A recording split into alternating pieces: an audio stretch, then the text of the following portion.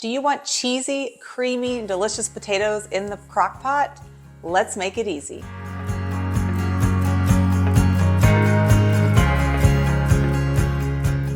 Hi, I'm Carrie with eatingonadime.com, and we're on a mission to help families eat well on a budget. Today's recipe is crockpot au gratin potatoes.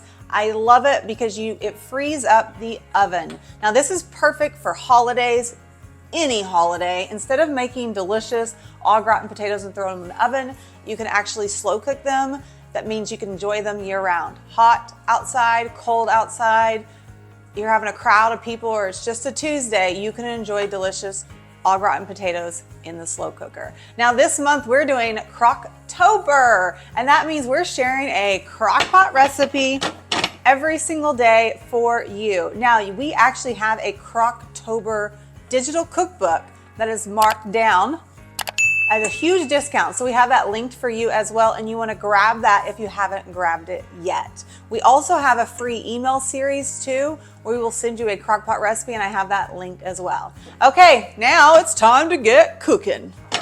First, we're going to start with about 3 pounds of russet potatoes. Normally, russet potatoes is what you want to use for an au gratin potato, but you can do a different potato if you want to. But you're going to want to stick to about 3 pounds, and then we're going to peel it. Now, while I like to tell people how I peel potatoes, just because some people don't think about it, but if you peel just the center part first and have your fingers spread apart and go all the way around, and get those long ends first. I know this sounds silly, but this is great to teach your kids, because if you have kids helping you, they will accidentally slice a finger or something, and this prevents that from happening. So that way you have a good grip on the ends. And then once you're done with that, you hold it like this and do each end and get all the peelings off of that potato. Then we're gonna flip it. And we're gonna do this for every single potato. So you could leave the peel on them, just make sure you wash them really, really good. I feel like au gratin potatoes need to have that creaminess and cheesiness, and with the potatoes would make it more rustic, more like a cheesy pan-fried potato.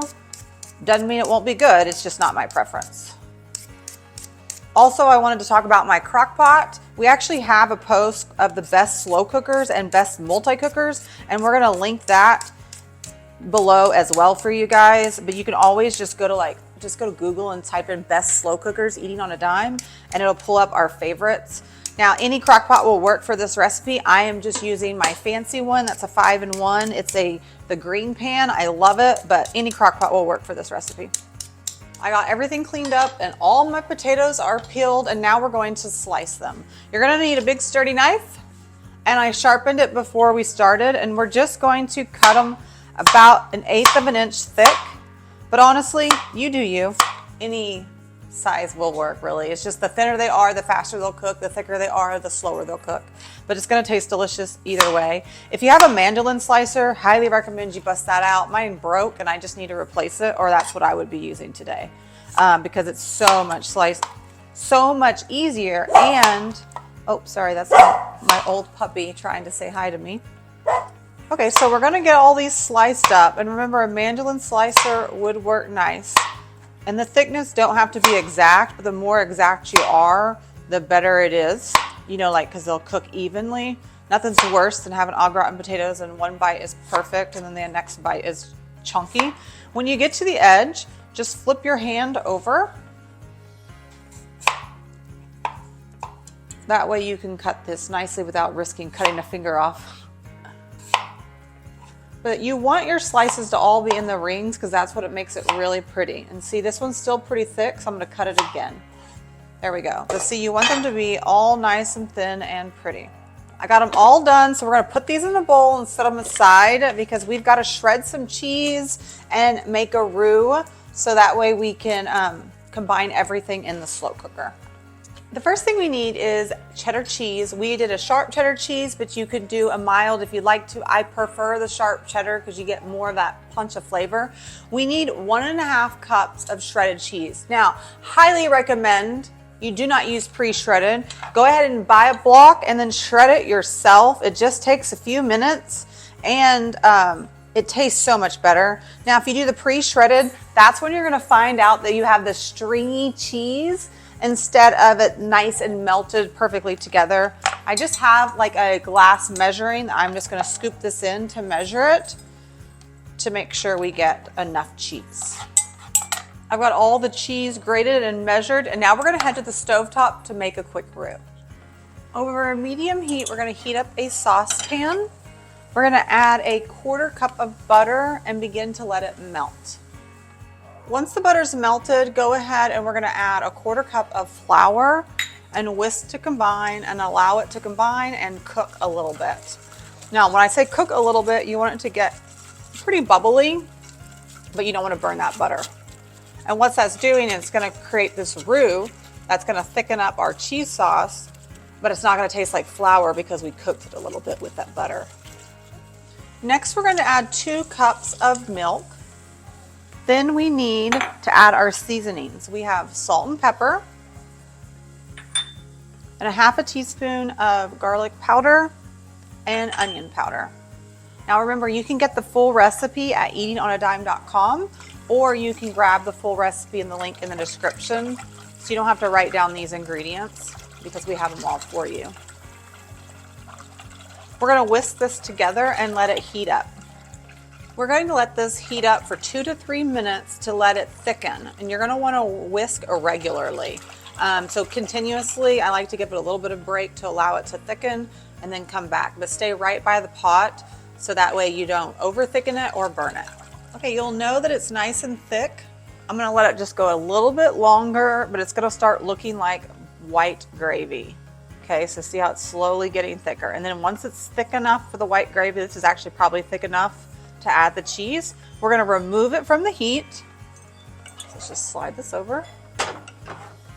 And then we're gonna stir in our cheese. I'm gonna switch from the whisk to a spoon because the cheese can get all tangled up with the whisk.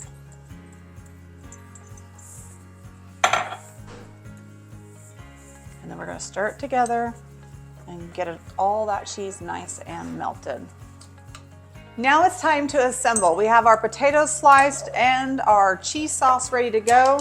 You're gonna take a 1/3 of your sliced potatoes and sprinkle them down over into the crock pot, and you just want one thin layer. So about a 1/3, eyeball it. Then we're going to pour a 1/3 of the cheese sauce right on top.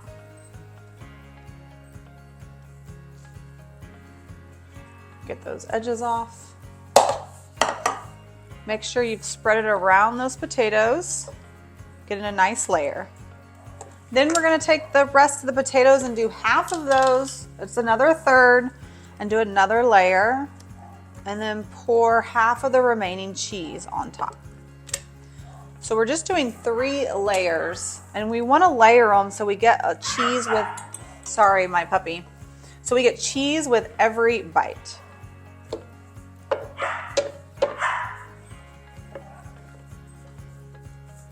And I'm just spreading this out right on top. Last layer in.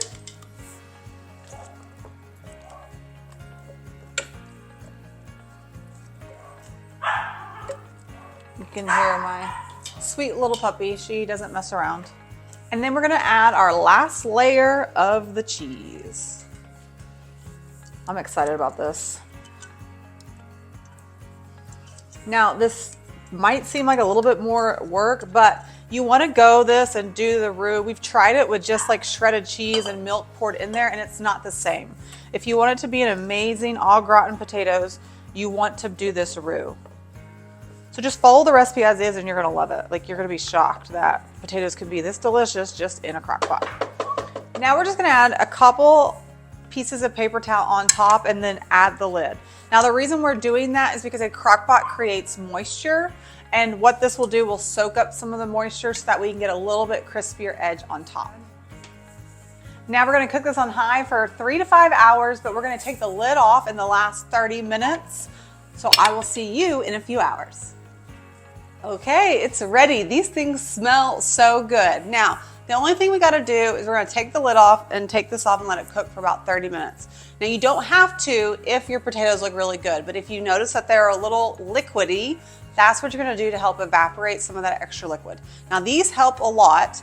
Now I already checked and peeked in here, and what happened is when I lifted this up, a whole bunch of water came down, and you'll just see a little bit. So make sure when you lift it, you don't go like this.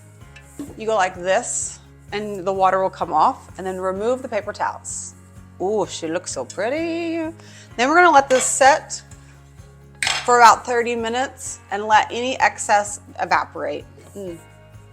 Okay, I'll see you soon.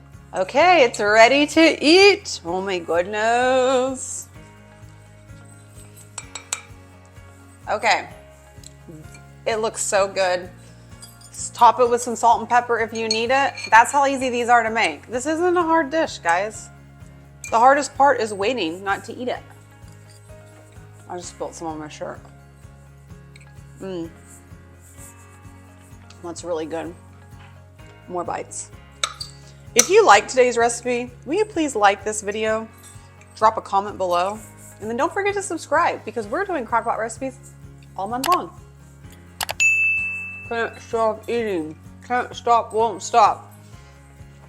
You can grab today's recipe, linked in the description below, and you can also get our Crocktober cookbook at a deep discount right now, linked in the description as well, which gives you 31 crockpot recipes that you're gonna wanna try. Oh my goodness. It is so good. Can we talk about this real quick? Thanks so much for joining me, and I'll see you next time for another family-friendly recipe. Bye, friends.